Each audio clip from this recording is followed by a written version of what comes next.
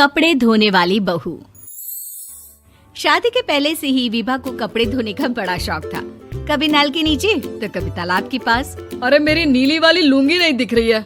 विभा की अम्मा कहाँ रखी है लुंगी? अरे वो तो विभा ने परसों ही धोकर रखी थी आपकी अलमारी में, देखो वहीं होगी। वो ना मैंने आज धो दी, मुझे लगा कि गंदी हो गई होगी। अरे कैसे गंदी हो गई थी, उसे तो मैंने पहना भी नहीं। हे भगवान, इस लड़की के कपड़े धोने की आदत से परेशान हो गया हूँ मैं। जितना तो घर में राशन नहीं आता उससे कहीं ज्यादा डिटर्जेंट पाउडर का खर्चा है।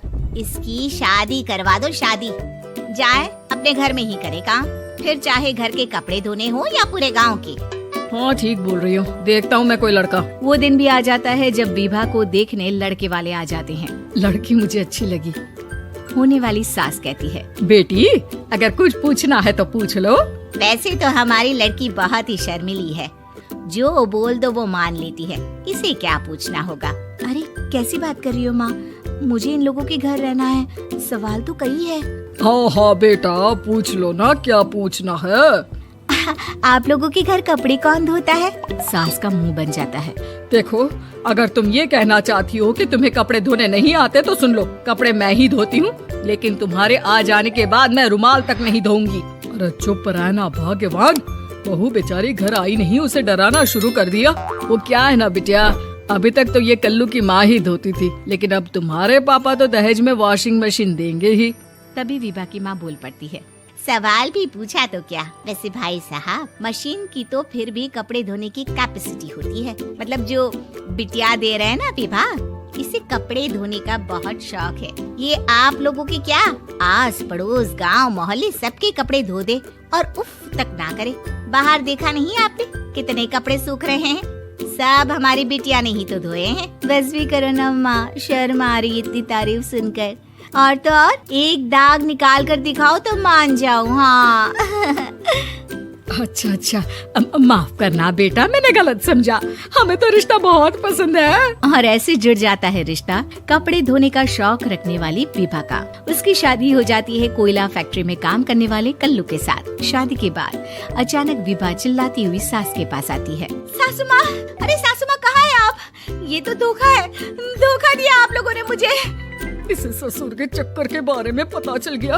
अरे तो उसमें तुझे क्यों धोखा मिला है? अरे नल में पानी नहीं आता, कपड़े कैसे कब धुलेंगे? अच्छा तू पानी नहीं आ रहा उसकी बात कर रही है। तो आपने क्या सोचा? कुछ नहीं। अच्छा तेरी माँ ने कहा था कि कपड़े धोने का शौक है तुझे, याद आया मुझे। शौक बोलकर कपड़े धोने वाले मेरे जुनून को कम ना आके सासू माँ, कपड़ा धोना मेरा गुरूर है। तभी पति भी वहाँ आ जाता है। अभी मैंने इसे सनी देओल की फिल्म दिखाई है, उसी के डायलॉग मार रही है माँ। अच्छा सुन, साफ साफ बता रही हूँ, पानी सुबह 4 से 6 और शाम को 10 से 12 आता है, समझी? विभा टाइमिंग सुनकर हैरान हो जाती है। ये क्या भूतों का मोहल्ला है? सुबह 4 बजे उठकर कौन कपड़े धोता है? 4 बजे टंकी में पानी जाता है, फिर सारा दिन धोना ना, किसने मना किया? अरे कैसी बात कर रही हैं? 200 लीटर की टंकी में कितने कपड़े धो लूंगी मैं, सुबह ही उठ जाऊंगी मैं। अब क्या था, विभा सुबह 4 से लेकर रात के 12 बजे तक कपड़े ही धोती रहती।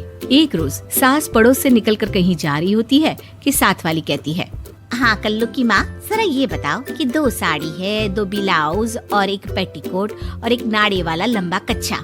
हाँ तो? अरे तो क्या, कितना लोगी धुलाई ये बताओ। धोबन दिख रहे हैं हम क्या? हमारे पति सरकारी नौकरी से अभी रिटायर हुए हैं और बेटा सुपरवाइजर है कोयला फैक्ट्री में। धोबन समझ रखा है हमें? हाय रे कल्लू की अम्मा, माफ कर दो, वो तो मोहल्ले में यही सब बता रहे थे कि तुमने बहू को कपड़ा धुलवाने के काम में लगा दिया है। सास को पड़ोसन की बात सुनकर गुस्सा आ जाता है। वो घर पहुंचती है जहां घर के बाहर ही इतने सारे कपड़े सूख रहे होते हैं जितने कि किसी धोबन के घर पर। अरे ओ कल्लू की दुल्हन, बाहर निकल।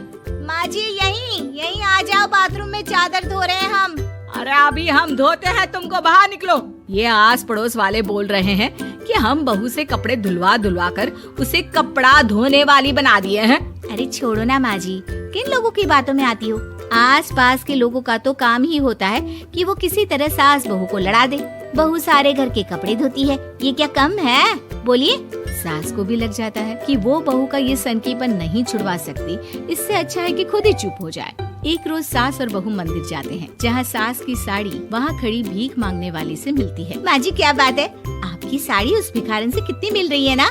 हाँ हाँ देखो तो, दोनों की साड़ी मिल रही है। क्या बात है कल्लू की अम्मा, तुम खुद को तो अफसर की बीवी बताती हो और ऐसी सिंपल सी प्लेन साड़ी पहनकर घूमती हो। सिंपल और प्लेन नहीं है ये साड़ी। तो क्या सोने के धागे से फूल बने हैं? कुछ भी सासू माँ, कुछ भी।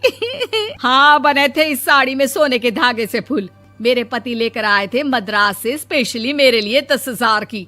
ताहे भाई साहब इस भिखारन के लिए भी सेम टू सेम साड़ी लेकर आए होंगे 10,000 की। सास उस वक्त कुछ नहीं कहती, लेकिन बहू के साथ घर आती है और अलमारी से एल्बम निकाल कर लाती है। ये साड़ी देख रही है, ये वही साड़ी है जिसे मैंने अभी पहना था। इस साड़ी में ये जो चमकदार फूल दिख रहे हैं ना, ये सोने के धागों से काटे गए हैं। लेकिन तू लोकल वॉशिंग मशीन ब्रश से घिस घिस कर सारे फूलों को निकाल कर साड़ी प्लेन कर दी। मुझे माफ कर दीजिए सासू माँ। और तो और, जब मैंने तुझे तेरी गलती के लिए कुछ नहीं कहा, लेकिन तूने तो सबके सामने मेरा मजाक ही बना दिया। क्यों? बहू को समझ में आ जाता है कि अब से उसका कपड़े धोना बंद।